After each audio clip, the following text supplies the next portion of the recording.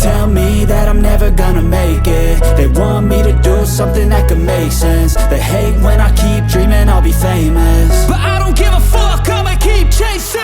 I got all this potential that's deep inside of me, but they hate when you're successful cause they try to be. They sit there being judgmental because you're trying things, and they just want you to settle and do the right thing. So get a good job, don't slack off. Wake up every morning, make a good impression on your boss. Don't do anything that I wouldn't do, and when you're making money, make sure you don't spend it too soon. Fuck that, I'll do what I wanna do. I got a different path from everyone, and that includes you. Who are you to tell me how to live life? In these times it feels like nobody is right, yeah. So I'ma figure out what else we succeed, and then invest all of my time into that and proceed. I need whatever the hell could make me happy, and I don't think you have a clue what could that be. They tell me that I'm never